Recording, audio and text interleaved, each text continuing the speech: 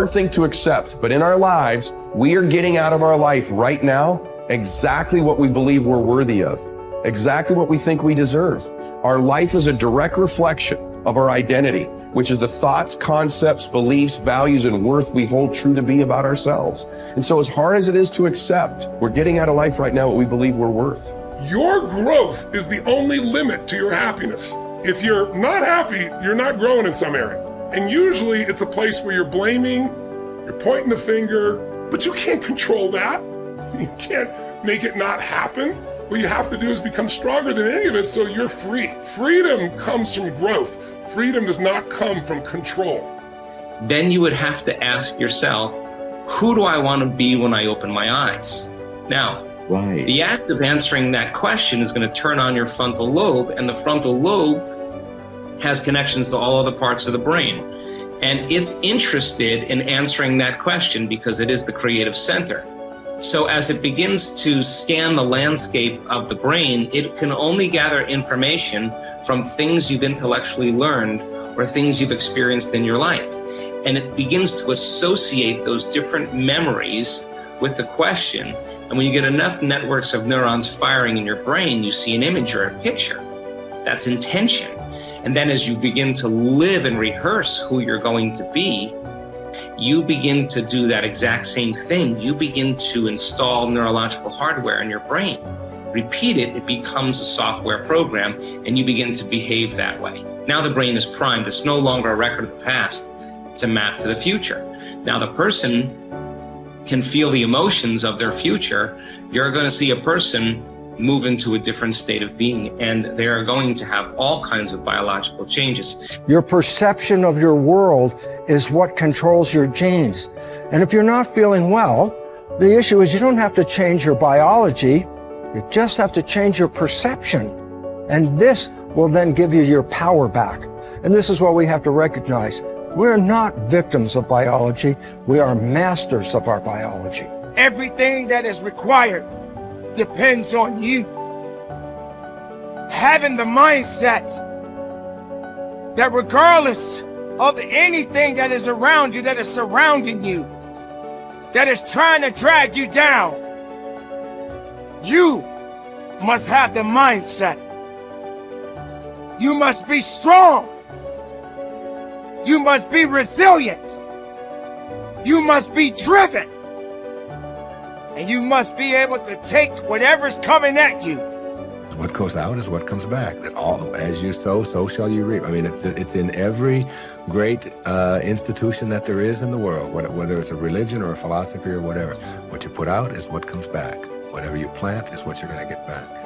And the more that you put out honesty, just because it's what you are, because you are being honesty, you're not trying to be honest, you are just being honesty, then that's what will come back to you on a regular basis. And when it doesn't, you'll just see that as another test for you to pass. This comes from Einstein. He said, the most important decision any human being must make is whether or not you live in a friendly or a hostile universe. Now, he could have said realization, but he didn't. He said decision. You have to decide, because there is no empirical truth. You don't live in either a friendly or a hostile universe. You decide, and that perception, that viewpoint from which you judge everything else that happens in your life will be colored by whether or not you think it is a universe that is working for you or against you. And it's a choice. But most people think of their viewpoint as being patently real, as being just objective and true. And so they never stop to question the fact that they actually decided that at some point, either because their parents acted in accordance with that it was either hostile or friendly, and they just absorbed that, or their friends or the people that they work with or whatever.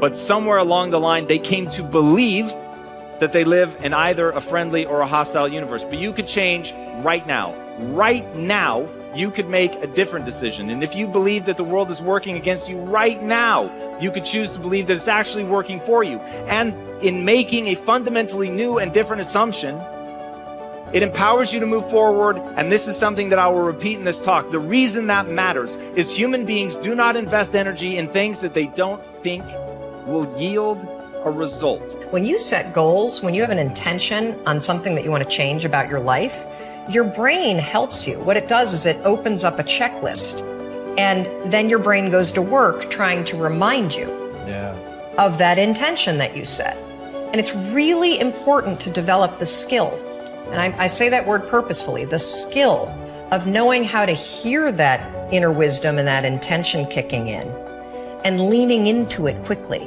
So for me, my brain saying, that's it, right there, move as fast as a rocket, Mel. I wanted to change my life.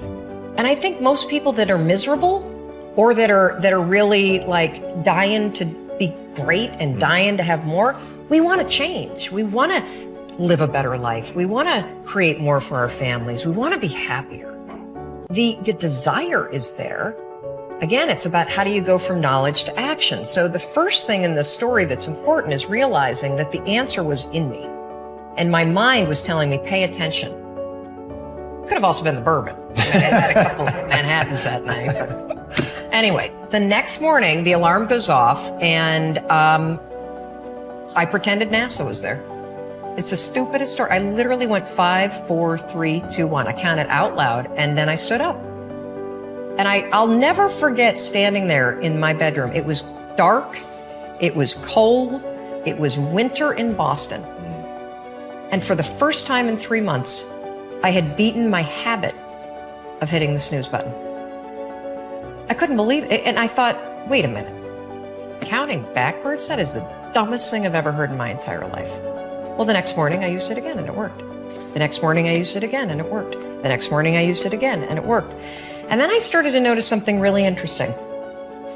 There were moments all day long,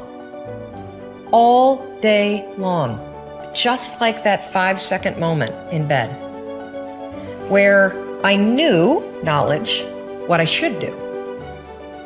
And if I didn't move within 5 seconds, my brain would step in and talk me out of it.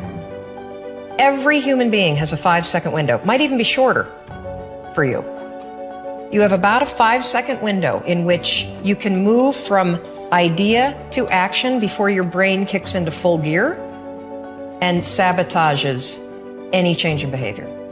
Because remember, your brain is wired to stop you from doing things that are uncomfortable or uncertain or scary. It's your job to learn how to move from those ideas that could change everything into acting on. Take action. When you start to walk, talk, dress, and behave like the top people, you soon begin to feel like the top people. You will treat other people like the top people do. You will work the way the top people work. You will start to get the results that the top people get. In no time at all, you will be one of the top people yourself. It may be trite to say, fake it until you make it, but there is a lot of truth to it. Your main job in life is to create the mental equivalent within yourself of what you want to realize and enjoy in your outer world. Your focus must be on creating the beliefs within yourself that are consistent with the great success you want to be in your outer world. You achieve this by challenging your self-limiting beliefs, rejecting them, and then acting as if they did not exist. You reinforce the development of new life-enhancing beliefs by increasing your knowledge and skills in your field to the point where you feel equal to any demand or challenge. You accelerate the development of new positive beliefs by setting bigger and more exciting goals in every area. Finally, you act continually as if you were already the person that you desire to be. Your aim is to reprogram your subconscious mind for success by creating the mental equivalent in everything you do or say. Make a decision this very day to challenge and reject any self-limiting beliefs that you might have that could be holding you back.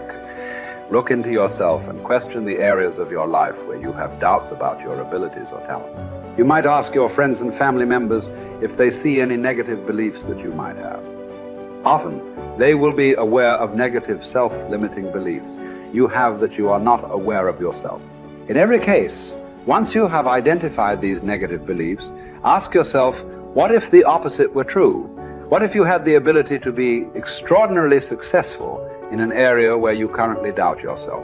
What if you had been programmed from infancy with genius ability in a particular area? For example, What if you had within you right now the ability to earn and keep all the money you could ever want throughout your life? What if you had a golden touch with regard to money? If you absolutely believed these things to be true, what would you do differently from what you are doing today?